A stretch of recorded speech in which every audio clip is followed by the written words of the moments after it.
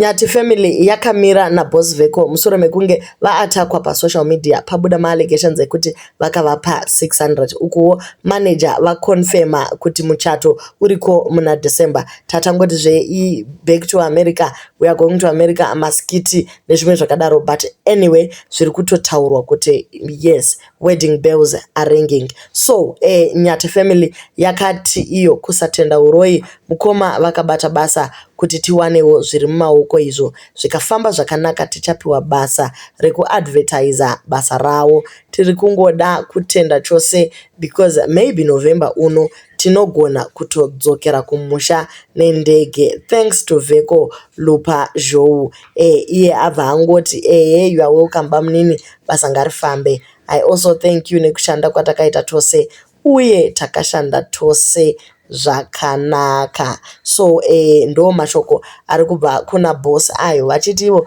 vari kutendawo kutsigirwa kwavakaitwa naNyathifamily. Vanhu vari kuti musatombopinde nemwoyo zvinhu zvepasocial media, vanhu havafi vakarega kutaura. Dzimwe nguva unogona kungotrolewa whether for doing right or for doing wrong, either way people can drag your name mumad chaimo. So zvakanaka zvinoda kutendwa. Imimi makaita zvakakundikamwa chero nehama dzananyati mukavaitira zvikuru. Dei musiri imi makaenda navo kuZimbabwe, dei vasina kumbouyawo, vasina kumbowana makambani avanga vachishanda navo. The spotlight just became too much neexposure. Boss vari kuti ivo dene ndanga ndine zvekuvanza ndaizotiza here guys, ndaizobuda here pamapicture ndichipushawo kuti face yangu ionekere. So ndo mashoko avo vasimbisa zvakare vakati Diamond migration message to everyone who is interested kuenda abroad. Let's follow Diamond migration. Kana uchida help unobatsirwa zvakanaka. Don't be disappointed nemafake stories ari kuitwa to tarnish my brand. Trust me, anenge adyirwa mari neDiamond unouya neproof of payment yako yakaitwa muaccount yeDiamond nemareceipts enyu. Isusu sekambani toona kuti tingakurefundai sei mwana wese kuDiamond migration. And also maruma ekunzi kwai ndakatorera vana $600.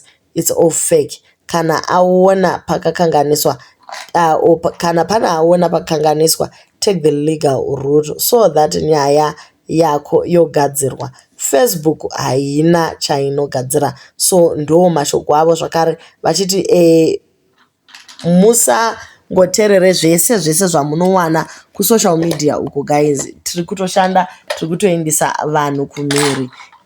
Dzimwewo icontent dzinenge dzichitsvagwa navanhu kuti vatiwisire pasi. Pane vangoyawo vakati yes to me hangu ndakaramba ndakamira naBoss Vecco kubva mumastreets umu vanhu vachiita noise. Guys unogona kutongovengerwa zvinhu zvisipo. Let's continue to preach unity and peace. We rise by lifting each other. Chinonyasa kurwadza ndechekuti seZimbabwean community tikaona umwe munhu achita zvakanaka hatigone kungoacknowledge kuti zvakanaka uye kumuwishira kuti zvirambe zvichienda mberi. Pakatanga vaMarambire kubata basa neNyathifamily vakatanga kukriticiziwa. Pane vakauya neevidence dzavo dzavanadzo. Kambani yavo iyi Bamlo yakatibira chakati nechakati kugweru. Takavapa mari vakasapedza construction vakatigosta.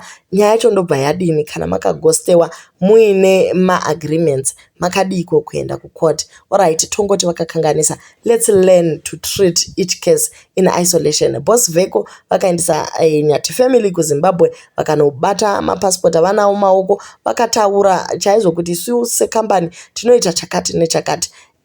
Asika kana vakaba mari ngatitaure nyaya yekuba kwavo mari tisadzisanganise nyaya idzi nekuti we water down the good that someone has done.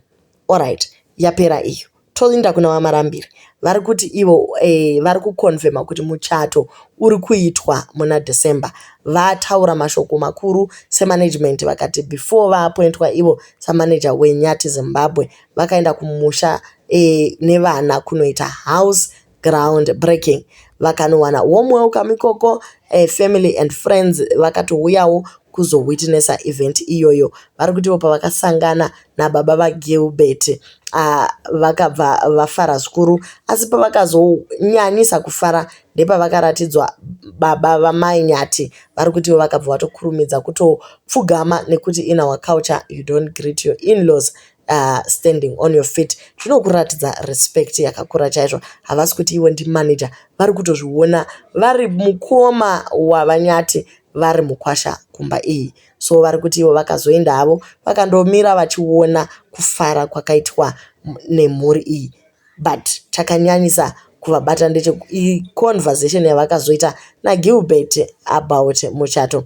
Ari kuti iye anga asati apedza kuroora, asi as soon as achingopedza kubvisa maroro anowishawo kuva nemuchato wemhando yepamusoro. So vasati vabva kuvillage vakabva vameka sure kuti paiva nemusangano pakati pemaparents aGilbert pamwe chete naJoyce, kuti vabvunze kuti zvinogona here kuti kana zvinhu zvichinge zvafamba zvakanaka tingachatisa vana. Vabereki ndokufara chaizvo kuti ndo chishuviro chavo kuti vaone vana vavo vachichata.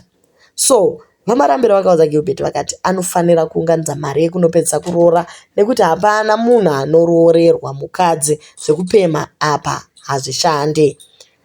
Vati ivo zvakare vawana company iri kupledja kusponsa muchato as soon as mari dzezvikwereti zvamukoma Giri zvabhadhagwa kuna ma-in-laws. So Gilbert and Joyce will have their wedding in December 2024. More information about who's sponsoring the wedding and uri kuitirwa kupi, ma-venues and all tichange tichipiwa. I personally am a family-oriented person and value the importance of family. Saka zita tichazoripiwa in due time. So guys, ndo nyaya iripo iri kubuda muna vaMarambire umu. Inini ndakutosonesa ndiripo pano, as soon as macolors achingobuda ndotosonesa. Kana ndigare ndangosonesa yellow guys, takaenda. So the Nyathi family is trending more than the Zimbabwean dollar. Ta witnessa kukura kwavo kubva kumkuku iko zvino ndo vakugara kuma mansion uko guys. We shed tears of happiness. Great news indeed.